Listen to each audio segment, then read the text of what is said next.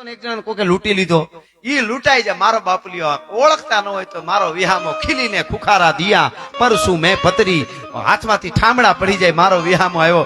એક 30 વર્ષ પહેલાની એક પત્રકારે લખેલી વાત છે, અને એને કોઈ હેઠે કીધેલું, મુંબઈના કોઈ આપણા ગુજરાતી, મૂળ ગુજરાતી પણ રહેવા મુંબઈ ગયા ગુજરાતી, એને 30 વર્ષ પહેલા કીધેલી હકીકત સત્ય ઘટનાની વાત છે. એને લખીને છાપામાં આપેલું કે હું અરબોપતિ માણસ છું, કરોડપતિ નહીં, પણ હું મારા પૈસા વાળો છું એમ એટલે નથી કેતો મારી આ સ્ટોરીમાં, એટલે હું નથી કેતો કે મારા પૈસા બતાવવા, પણ જે ઘટના બની એટલે તમને ખબર પડે કે આટલો પૈસા વાળો હોવા છતાં મારી કેવી દિશા થઈ, એટલે ભાવ જગતમાં મારી કેવી દિશા થઈ. એમ ઈ માણસ ઈ કેવું મુંબઈ થી ફરવા આવેલો ગીરમાં, આજથી 30-35 વર્ષ પહેલાની વાત છે. ગીરમાં આવેલો પરિવાર સાથે, અને પોતે ગાડી લઈને આવેલા 4 વ્હીલ, અને તુલસીશ્યામના જંગલોમાં ફર્યા, અને રાતે પાછા વળ્યા. એટલે વિચાર થયો કે દિયાચમાં થોડીક વાર છે ત્યાં બાજુમાં એકાદે નેહડે થતા જઈ, નેહડા જોવા જેવા હોય એવું કે છે. નેહડા બાજુ ગાડી વાળીને ગાડી ખરાબ થઈ ગઈ, ખોટકાઈ ગઈ. અને ઈ વખતના તો એવા રસ્તા ન હોય, તેથી આ લાઈન શો ને એવું કઈ ઈ રીતનું નહીં. આ તો નેહડા જોતા જાય, આ જીપ્સીમાં બેહારીને લઈ જાય ને એવું કઈ નહીં. એ વખતે તો ઈ ગાડી ખરાબ થઈ ગઈ. પછી છોકરા રોવા માંડ્યા. પછી તો કે દિયાચમાં તો અમને ફાળ થઈ, અમે રાયડે થયા, કોઈ હોય તો બસાવો. એમને અમને જનાવર જંગલના બધા ખાઈ જાય, અનુભવ તો હોય નહીં. આ બનેલી વાત છે 30 વર્ષ પહેલા. અને રાયડું મીંડા નાખવા, એમાં બાજુમાં નેહડું કોઈ સાંભળી ગયું. 2 માણસ આવ્યા. બાપા કોણ છો? અરે કે અમે સહી મુંબઈ થી આવીને અમારી ગાડી ખરાબ થઈ નેહડા બાજુ આવતા. અરે મારો બાપ, કાંઈ ચિંતા કરવાની ઉપાધિ કરવાની જરૂર ન હોય. ઈ કે 2 માણસ આવ્યા, અમારા છોકરાઓને તેડવા માંડ્યા. ઈ કે તમે ગાડી અહીંયા નહીં મૂકી દો, દરવાજા ખાસ બાસ કોઈ ચડાવવાની કાંઈ જરૂર નહીં. આ ગેર છે બાપા, આ તો માનો ખોળો છે, માના ખોળામાં કોઈ બીક નો આય, તમારું કોઈ કાંઈ નહીં લઈ જાય, તમે કોઈ ચિંતા ન કરતા. ઈ કે અમને, ઈ શેઠ લખે છે મુંબઈના, મૂળ ગુજરાતી, રે મુંબઈ. ઈ કે અમે ગયા, અમને ઘેરે લઈ ગયા, અમને ઈ હો વાના કર્યા. ઈ નવા ગોદડા જે રાખી મૂક્યા હોય પેટીઓમાંથી કાઢીને અમને ખાટલા માથે પાથરી દીધા. ભેહું દોઈને અમને બોગરડેથી ઈ આમ તાહળીઓ ભરી ભરીને દૂધ પાયા. અને પછી કીધું બાપા બહુ સારું, તમે અમારા મહેમાન થયા. બાપા બહુ સારું, એક જ શબ્દ ઘડીએ ઘડીએ બોલે કે અમે તમને હેરાન કર્યા. અરે બાપા મહેમાન ક્યાંથી? અરે બાપા મહેમાન ક્યાંથી? બાપા અમે મહેમાનના મોઢા તો કોક દીક જોવા મળે ઘરમાં. એમ કરી કરીને કે ઓછા થાય. અમને વિચાર થાય કે આને અમારા પાસે શું લઈ લેવું હોય છે.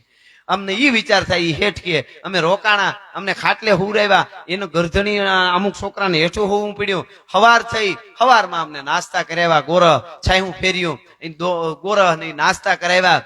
અને પછી ગોવાળ ને વેલો હાંઠિયો લઈને મોકલ્યો. ગોવાળ ઉના બાજુથી ગોવાળ કારીગર ને હાંઠીએ બેહારીને કે લઈ આવ્યો. આ એની સ્ટોરીમાં લખે છે.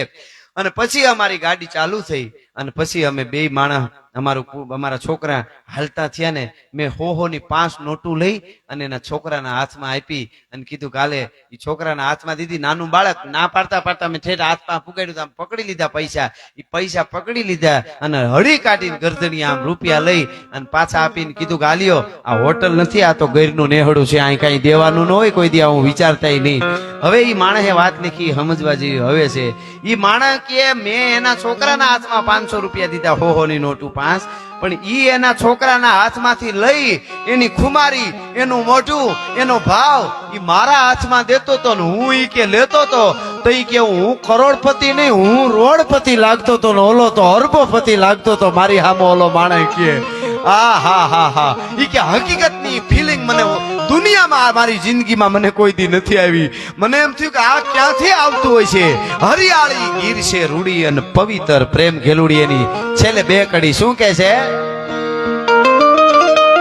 કે વાયુ જપાટે એ જાળવા ઝૂલે, ઈ હાલતા હી ચકલઈ. કેવા ઝૂલે ગીરના જાળવા, કેવા ઝૂલતા હતા કે જમુના ને કાંઠે અને ઓલા જાદવા સાથે એ જાણે ગોપીઓ ઘૂમી રહી અને હાથુલાની ડણકો થાતી, જસોદાની જાગ ફેરાતી. હરિયાળી ગીર છે રૂડી, પવિત્ર પ્રેમ ખેલુડી.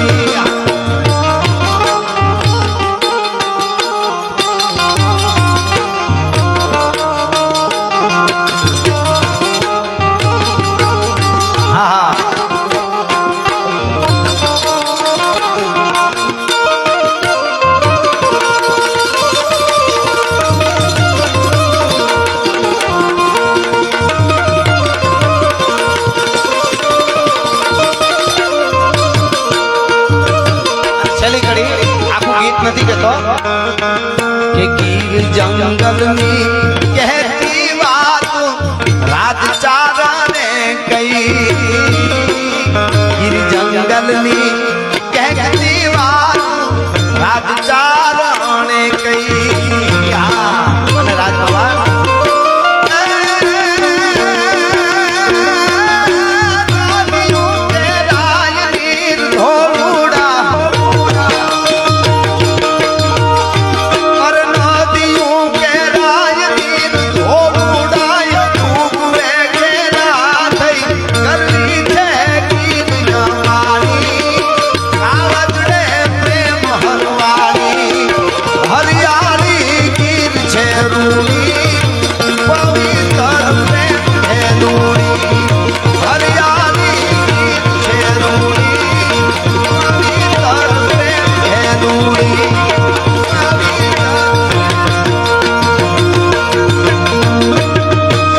सनातन धर्म की भारत मात की नमः पार्वती पति हर हर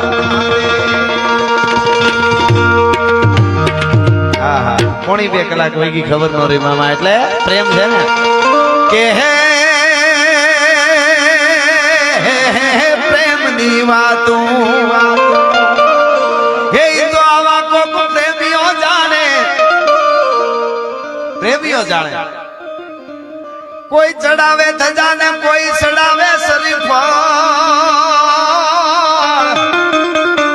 પણ લોડાણ ચડાવે